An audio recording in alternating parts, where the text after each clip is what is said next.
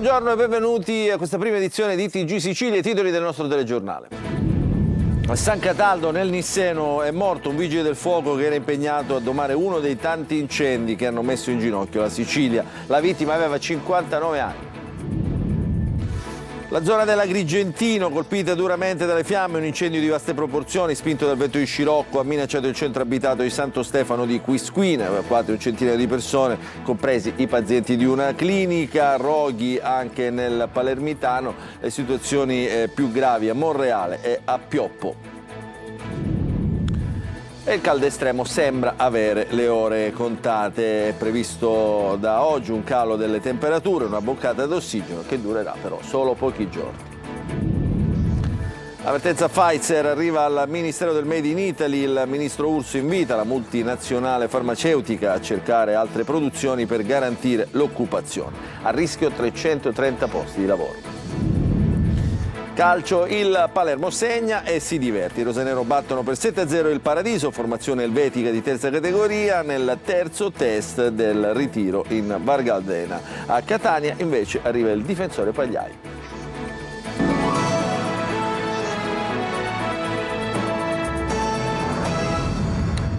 Ancora buongiorno, dunque l'avete sentito dai titoli, gli incendi fanno una vittima, ha perso la vita mentre era impegnato a domare uno dei tanti roghi che hanno messo in ginocchio ieri la Sicilia a San Cataldo. È un caporeparto dei Vigili del Fuoco, si chiamava Alessandro Marchi, morto appunto durante l'operazione di spegnimento di un rogo, una giornata dicevamo piena di roghi, evacuazioni, paura, insomma una giornata intensa che ci racconta Rita Cinardi. Una tragedia che ha sconvolto l'intero corpo nazionale dei Vigili del Fuoco. Alessandro Marchi, 59 anni, caporeparto del comando provinciale di Caltanissetta, è morto dopo aver accusato un malore mentre era impegnato nello spegnimento del vasto incendio divampato in contrada Mimiani a San Cataldo. Tra meno di un anno avrebbe concluso il suo servizio andando in pensione. Da ore combatteva le fiamme insieme ai colleghi in una giornata segnata da incendi e temperature che hanno superato i 40 gradi. Il rogo ha minacciato le abitazioni, costringendo diverse famiglie a lasciare le proprie case. Mentre Marchi moriva, i suoi colleghi non hanno neppure avuto il tempo di fermarsi o di piangere la sua scomparsa. Hanno continuato a lottare contro le fiamme fino a tarda sera. C'era tanto fumo, però non capivo da dove veniva l'incendio. Poi ho guardato mi sono affacciato dal terrazzo, c'era un incendio dalla parte di sopra, casa mia, e dalla parte di sotto. Dicono che è stato appiccato da 7 punti, quindi è normale che sia doloroso. Se c'è qualche responsabile dovrebbe pagare tantissimo questo, perché è una cosa vergognosa. Sul posto ha raggiunto l'area colpita anche il sindaco di San Cataldo, che ha seguito da vicino le operazioni di spegnimento e l'assistenza alle famiglie evacuate. Il cordoglio alla famiglia e tutti i vigili del fuoco, perché era stato chiamato per adempiere al proprio dovere. Qui veramente è una giornata infernale. Per l'intera giornata il comando provinciale dei Vigili del Fuoco è stato impegnato anche su altri incendi nel Nisseno, tra cui quello lungo l'autostrada A19 all'altezza di Resuttano, dove una densa nube di fumo ha rallentato per ore la circolazione. La morte di Alessandro Marchi ha suscitato profondo cordoglio in tutta Italia. Il ministro dell'Interno Matteo Piantedosi ha ricordato il sacrificio del caporeparto morto mentre era impegnato a difendere il territorio dall'emergenza incendi. Davvero drammatica questa notizia, e continua a bruciare la Sicilia, situazioni pericolose ancora sotto i riflettori nell'Agrigentino, dove è stata sgomberata anche una clinica, nel Palermitano, a Monreale e a Pioppo. Ma i roghi hanno interessato anche la zona del Catanese. Ci fa il punto di questo servizio Orazio Longo.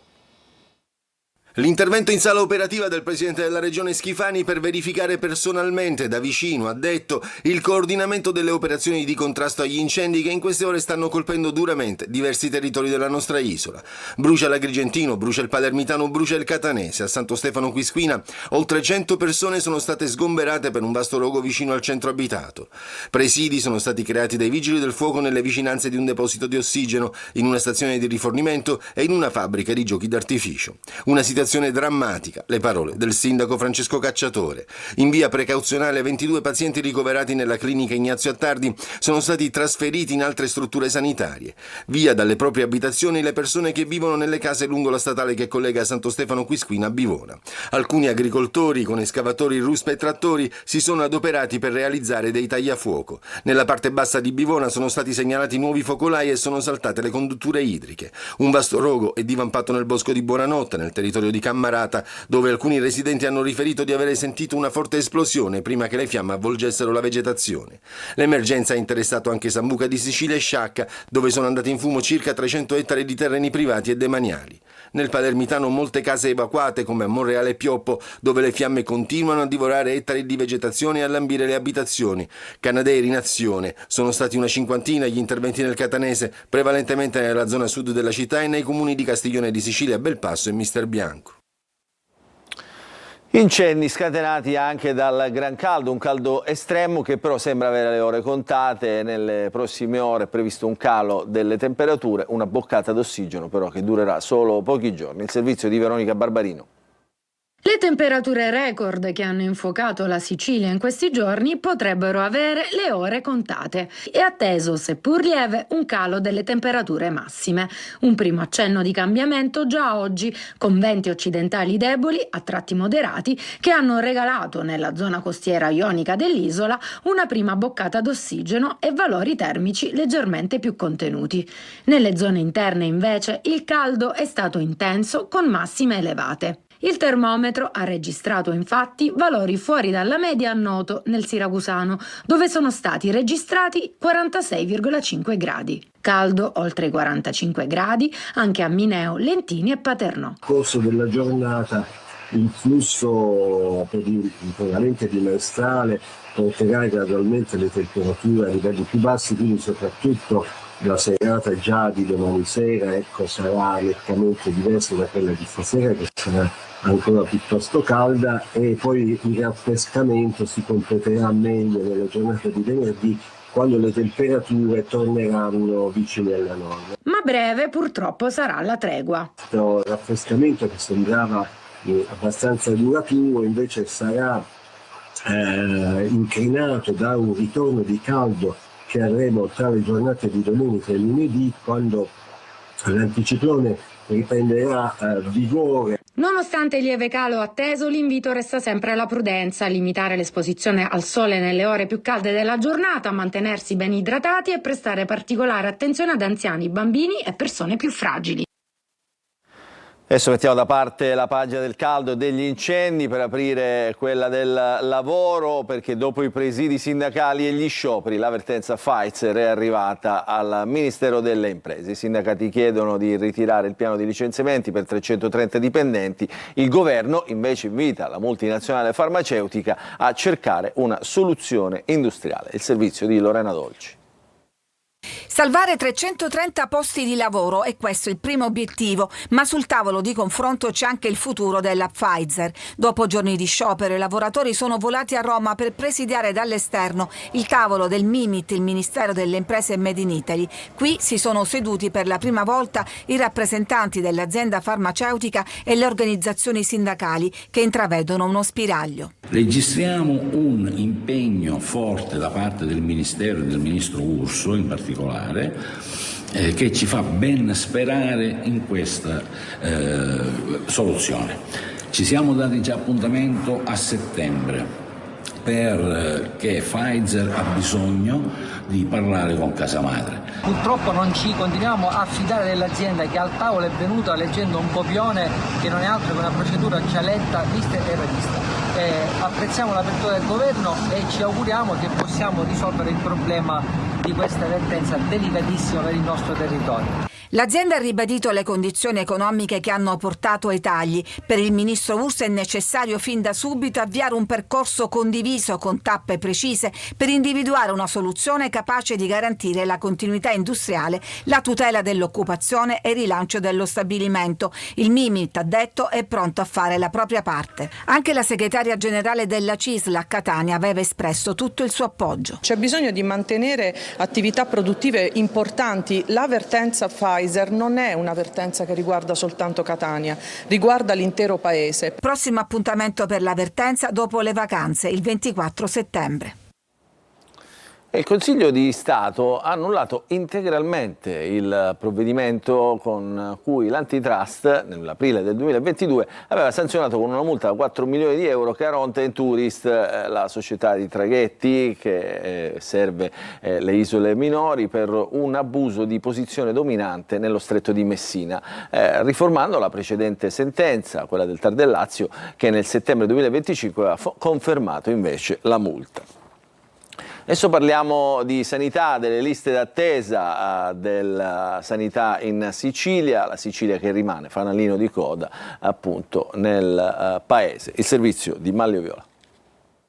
Invece di avanzare, la Sicilia arretra nelle liste d'attesa per esami clinici, prime visite e ricoveri. È quello che racconta il rapporto della Genas, l'Agenzia Ministeriale per il Controllo della Sanità Pubblica nelle Regioni. Nel primo semestre 2026 la sanità siciliana registra infatti un preoccupante arretramento nei tempi delle liste d'attesa, soprattutto per visite ed esami, in controtendenza rispetto al parziale miglioramento nazionale rilevato negli stessi dati. L'isola è nel terzetto di regioni di coda della classifica generale. Il rapporto evidenzia gravi difficoltà strutturali con ritardi cronici che aggravano la mobilità passiva e spingono dunque i cittadini verso il settore privato o la rinuncia alle cure per chi non può permettersi esorbitanti esborsi. Nelle prime visite nel 2025 la Sicilia arretra addirittura di 7 punti percentuali, per gli esami diagnostici di 4 punti percentuali. I tempi vengono rispettati in meno del 72% dei casi urgenti. Non è un caso se il 2025, l'anno preso in esame in questi dati, è lo stesso dello scandalo degli esami istologici in ritardo nel Trapanese, una storia che ha fatto il giro d'Europa come esempio di sanità che non funziona. La regione siciliana ha già messo in campo una strategia che prevede il potenziamento dei Sovracup, ovvero il sistema regionale di prenotazione telefonica, sull'esempio dei centralini messi in campo durante l'emergenza Covid con l'attivazione di un numero unico 116 117 al quale rivolgersi per tutti i temi sanitari non in emergenza. Nel triennio 2026-2028 ci sono già oltre 6 milioni di euro, ma il sistema non riesce a decollare e potrebbe essere già insufficiente nel momento in cui partirà. A Catania adesso parliamo dell'operazione Abisso, atto secondo, 6 arresti da parte della Guardia di Finanza per traffico di droga. Tra gli affari anche una triangolazione tra Catania, Calabria e Malta, il servizio di Emanuela Corsi. Sicilia, Calabria e Malta, con base logistica a Catania. Questo è il triangolo del traffico transnazionale di droga scoperto dalla Guardia di Finanza del capoluogo etneo, che all'alba ha portato a 6 nuovi arresti nell'ambito dell'operazione Abisso. Sale così a 21 il numero delle persone in carcere dopo i provvedimenti emessi dal GIP ed eseguiti lo scorso 15 giugno. 700.000 euro la somma dei beni confiscati. Le indagini condotte dal GICO della Polizia Economico-Finanziaria hanno smantellato un'associazione criminale dedita al traffico di cocaina, hashish e marijuana, composta da alcuni uomini vicini al clan Cappello Bonaccorsi, che si sarebbero occupati anche di rifornire il gruppo Borgata del clan Santa Panagia di Siracusa. Questo secondo filone d'inchiesta ha portato all'arresto di altri 4 catanesi coinvolti nel traffico con Malta e di 2 calabresi collegati al tentato recupero in mare al largo di Catania di 2 tonnellate di cocaina. I 2, originari di Locri e Siderno, erano stati ingaggiati dal clan catanese per trasportare l'ingente quantitativo di stupefacente nelle piazze di spaccio calabresi in cambio di un compenso. Un piano che fu sventato dalla Guardia di Finanza. I 6 indagati sono stati tradotti in carcere con l'accusa di produzione, traffico e detenzione illecita di sostanze stupefacenti. Adesso andiamo a Palermo, dove c'è stata una rissa in pieno centro che è finita con un'aggressione a un commerciante che si barrica dentro il negozio per sfuggire ai colpi di mazza. Il servizio di Manlio Viola. Attimi di paura nel tardo pomeriggio di ieri nel centro di Palermo, quando una rissa è esplosa all'improvviso all'ingresso di un esercizio commerciale di via Roma e ha causato il fuggi-fuggi generale di turisti e passanti. Per motivi ancora da accertare, la tensione era già salita fra un gruppo di giovani e il titolare dell'esercizio commerciale. La prima discussione animata fra 2 persone all'esterno del locale e il commerciante è però degenerata all'arrivo di una quarta persona che, senza parlare, ha subito colpito l'uomo mentre uno dei protagonisti della discussione cercava cercava di tenere distanti i due contendenti.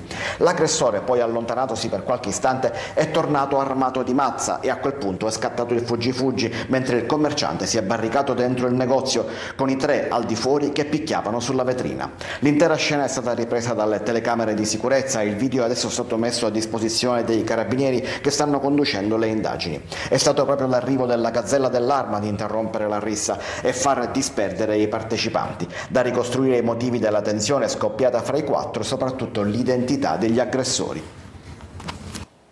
E restiamo a Palermo per raccontarvi di una discarica, una zona infestata da topi, di rifiuti bruciati. Siamo in viale della regione siciliana, all'angolo con via Conceria, e i cittadini hanno denunciato in Consiglio Comunale. Servizio.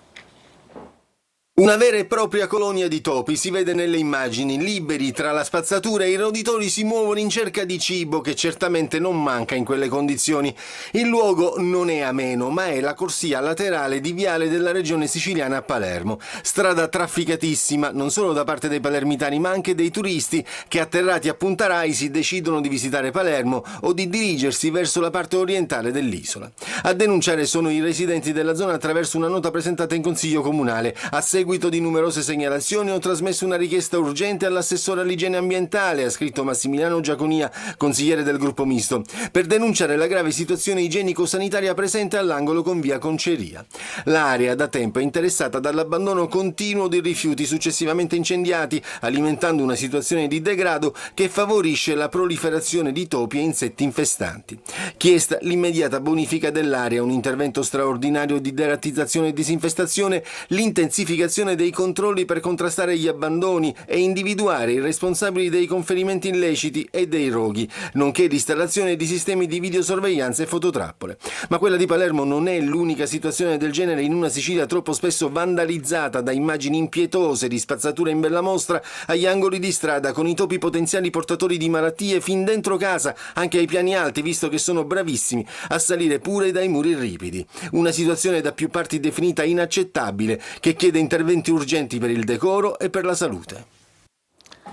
4 cuccioli di cane sono morti dopo essere stati abbandonati lungo la strada, a una strada del Trapanese. Gli animali sono stati trovati in via Mazzara, nel territorio di Erice. Uno era sull'asfalto rovente, gli altri dentro uno scatolone. A recuperarli è stato un automobilista che ha chiesto l'intervento della polizia locale. Sul caso è stata fatta una denuncia ai carabinieri per accertare le cause della morte dei cuccioli e per verificare eventuali responsabilità.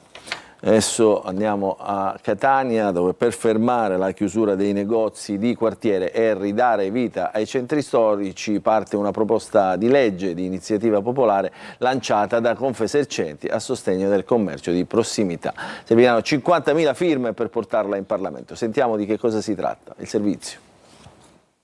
Fermare la progressiva scomparsa dei negozi di vicinato e restituire centralità al commercio locale.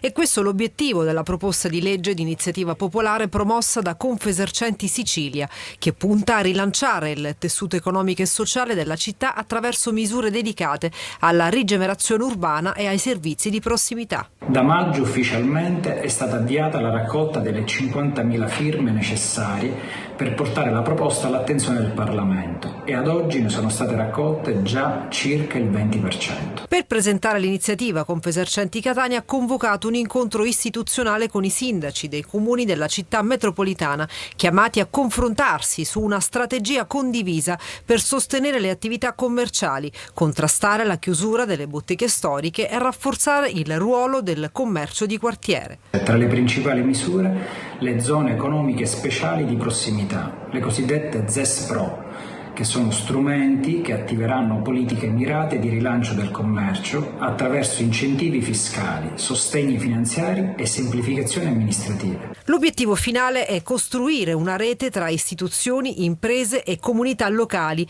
per invertire il declino del commercio di prossimità e restituire ai quartieri servizi, vitalità e nuove opportunità di crescita. Adesso ci fermiamo per una piccola pausa, al rientro il calcio con le immagini dell'amichevole del Palermo, ritiro in Val Gardena.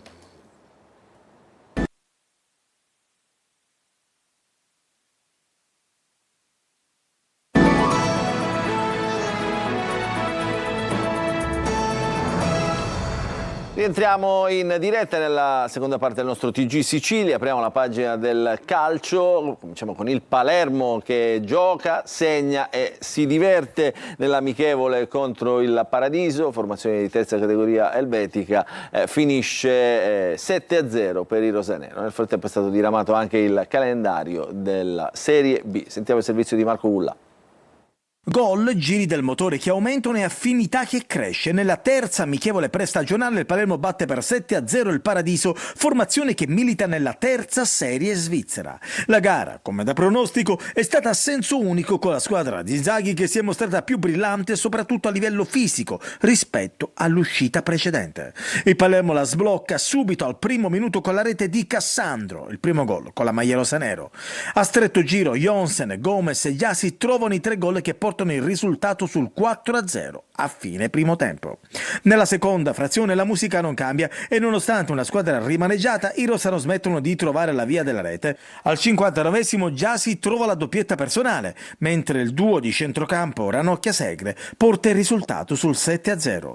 Non solo amichevoli, il Palermo ieri ha anche conosciuto il prossimo calendario di Serie B. La prima del rosanero sarà al Barbera il 22 agosto contro la Juve Stabia. Penso che il calendario, giudicarlo in questo momento difficile, meno difficile, ogni partita dobbiamo giocarla, siamo contenti di esordire in casa, la Juve Stabia è una squadra importante, in questi ultimi anni ha fatto secondo me qualcosa di straordinario, però insomma giocando davanti al nostro pubblico avremo la fortuna di fare la Coppa Italia la prima di campionato, di giocare 2 volte insomma al Barbera e per noi questo deve essere un grande vantaggio. Il Palermo alla seconda giornata giocherà ad Arezzo, alla terza big match in casa contro la Sampdoria. E adesso parliamo del Catania che si rinforza in difesa con l'acquisto di Pagliai, ceduti Carnelutti e Di Noia. La squadra continua ad allenarsi prima di trasferirsi poi a Norcia per la seconda fase del ritiro. Il servizio di Sergio Colosi.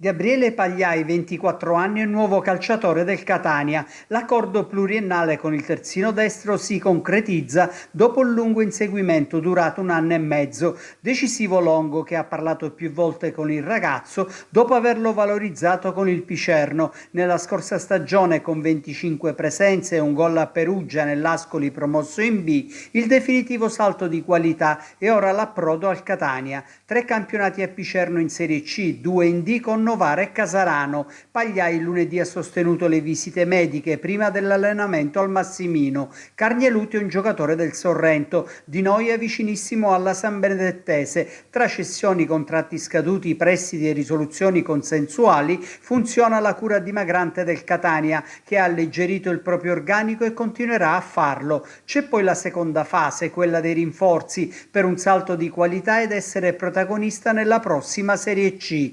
I tempi sono ristretti, lunedì prossimo la partenza per la seconda fase del ritiro a Norcia. Oggi e domani doppia seduta al Massimino, venerdì 24 un solo allenamento. Ad una settimana dall'apertura della campagna Essere Catania, la società ha comunicato che i tifosi hanno sottoscritto 1558 abbonamenti.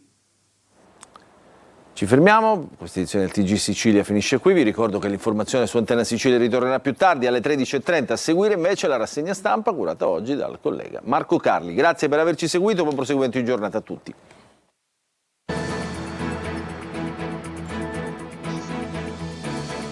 Entra nel mondo dell'informazione con l'app Sicilia Web. Resta sempre aggiornato con le news e le live in diretta.